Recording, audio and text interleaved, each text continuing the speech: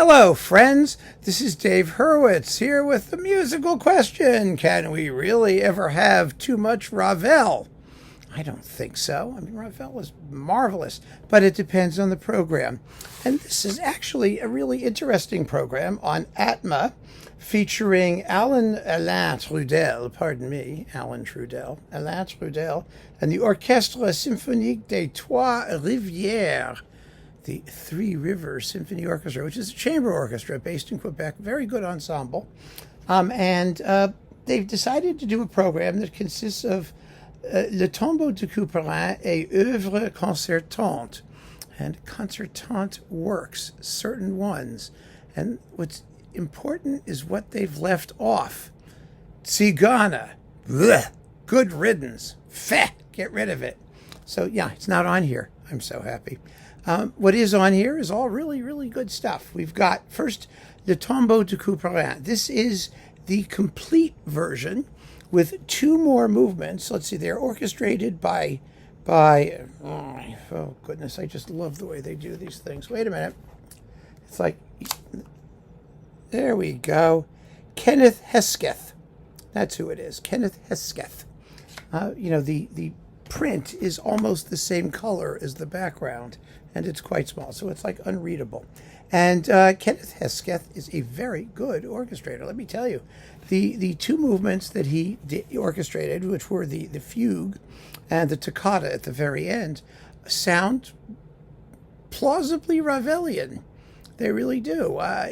They work. They work beautifully. Of course, Ravel's original orchestral version, the suite in just 4 movements rather than 6, is probably to be preferred on general principles.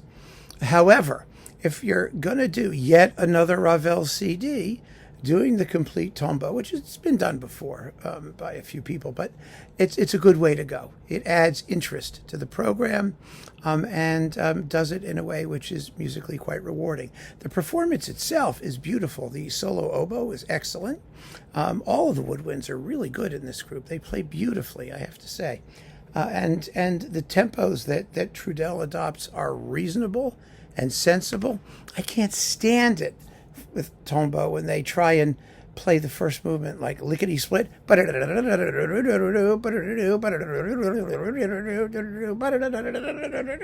Now, granted, it's a virtuoso lick for the oboe.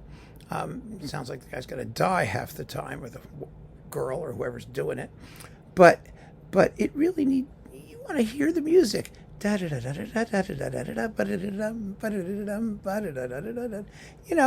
a gracious tribute to a bygone era.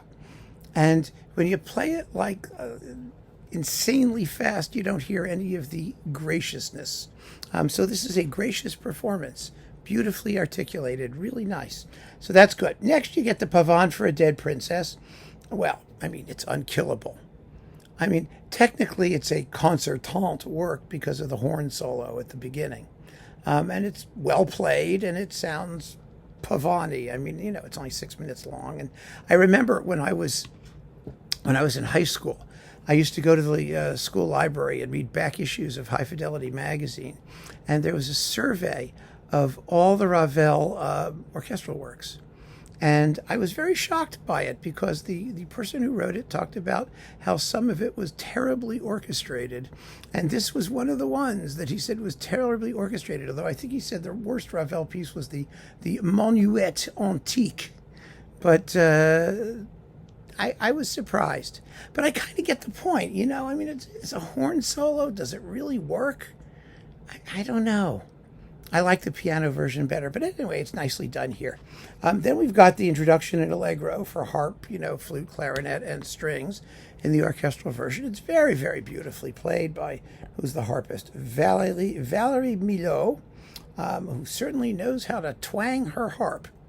And oh, what a beautiful work it is. I mean, I could listen to it a bazillion times, a week or something. Absolutely beautiful.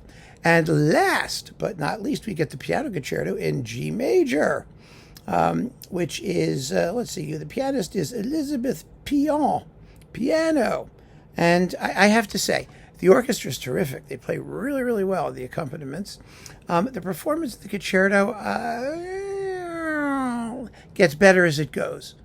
You know, the long central movement is done with beautiful simplicity and grace, and at a nice flowing tempo. It's very attractive.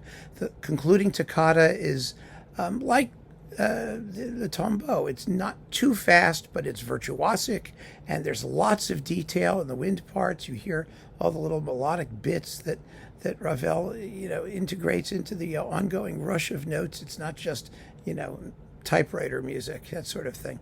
So those are good. But the first movement, I wish people would pay attention to Ravel's tempo markings in the first movement, which is marked allegramente. It's very lively.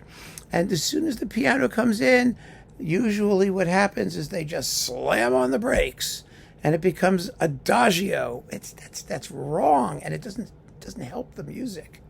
It immediately sucks the energy out of the piece. And I listen to Samson Francois and just take a lesson from it, folks. I mean, he doesn't not change the tempo, but he engineers his flexibility and rubato and whatnot to happen within the overall context of allegramente.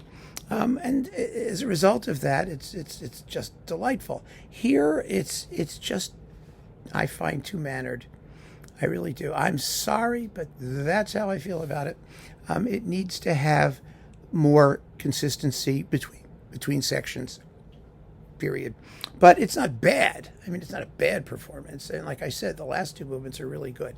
On the whole, then, and there are a billion recordings of the G major concerto anyway. I mean, there's a billion recordings of all this stuff. But they could have done the left-hand concerto. Ooh, that might have been more fun. But I'm not concerned about that, because you've got a really lovely Tombeau. I mean, the Pavane and the introduction to Allegro are terrific. And the concerto is very good in the last two movements. So it's a nice record, beautifully recorded. And like I said, I mean, can you ever have enough Ravel? It's so much fun to listen to. I mean, a good disc. So keep on listening, friends. Thanks for joining me. Take care.